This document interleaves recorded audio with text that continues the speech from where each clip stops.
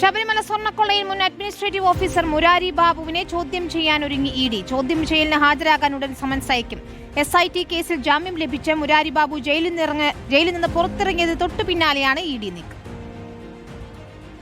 ശബരിമല സ്വർണ്ണക്കൊള്ളയിൽ 2 കേസുകളിലും SIT കുറ്റപത്രം സമർപ്പിച്ചിട്ടില്ല. 90 ദിവസത്തിനുള്ളിൽ കുറ്റപത്രം സമർപ്പിക്കാത്തതിനാൽ സ്വാഭാവിക ജാമ്യം ലഭിച്ച മുരാരി ബാബു ജയിലിൽ നിന്ന് പുറത്തിറങ്ങിയതിന് തൊട്ടു പിന്നാലെയാണ് ചോദ്യം ചെയ്യാനുള്ള ഇഡിയുടെ നീക്കം. ചോദ്യം ചെയ്യലിന് ഹാജരാകണമെന്ന് നിർദ്ദേശിച്ച് അടുത്തയാഴ്ച ഇഡി സമൻസ് അയക്കുമെന്നാണ് വിവരം. മുരാരി ബാബു ശബരിമലയിലെ അഡ്മിനിസ്ട്രേറ്റീവ് ഓഫീസറായിരുന്ന സമയത്താണ് ദ്വാരപാലക ശില്പങ്ങൾ അറ്റകുറ്റപ്പണിക്കായി കൊണ്ടുപോയത്. ഈ സമയത്ത് സ്വർണം ചെമ്പാക്കി രേഖപ്പെടുത്തിയതിനാണ് മുരാരി ബാബുവിനെ SIT അറസ്റ്റ് ചെയ്തത്. ഇത് സംബന്ധിച്ചുള്ള രേഖകൾ റെയ്ഡിനിടെ ദേവസ്വം ബോർഡ് ആസ്ഥാനത്ത് നിന്നും ഇഡിക്ക് ലഭിച്ചിട്ടുണ്ട്. മുരാരി ബാബുവിന്റെ വീട്ടിൽ നടത്തിയ പരിശോധനയിൽ ആസ്തി വിവരങ്ങളും അന്വേഷണ സംഘം ശേഖരിച്ചിട്ടുണ്ട്. ഇത് പരിശോധിച്ചതിൽ നിന്നും വരവിൽ കവിഞ്ഞ സ്വത്ത് സമ്പാദനമെന്ന നിഗമനത്തിലേക്കാണ് ഇഡി എത്തിയത്. മുരാരി ബാബുവിന്റെ സ്വത്തുക്കൾ കണ്ടുകെട്ടാൻ ഇഡി നീക്കം നടത്തുന്നതിനിടയിൽ കൂടിയാണ് ചോദ്യം ചെയ്യാനുള്ള തീരുമാനം.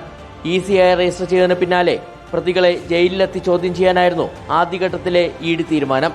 എന്നാൽ SIT കേസിൽ പ്രതികൾക്ക് സ്വാഭാവിക ജാമ്യം ലഭിക്കുന്ന സാഹചര്യത്തിൽ ജയിലിൽ നിന്ന് പുറത്തിറങ്ങുമ്പോൾ സമൻസ് അയക്കാനാണ് നിലവിലെ തീരുമാനം. രണ്ടാമത്തെ കേസിലും ജാമ്യം ലഭിച്ച് ജയിലിന് പുറത്തിറങ്ങിയാൽ ഉണ്ണികൃഷ്ണൻ പോറ്റിയെ ചോദ്യം ചെയ്യാനുള്ള നടപടികളിലേക്കും ഇഡി കടക്കും. റിപ്പോർട്ടർ, കൊച്ചി.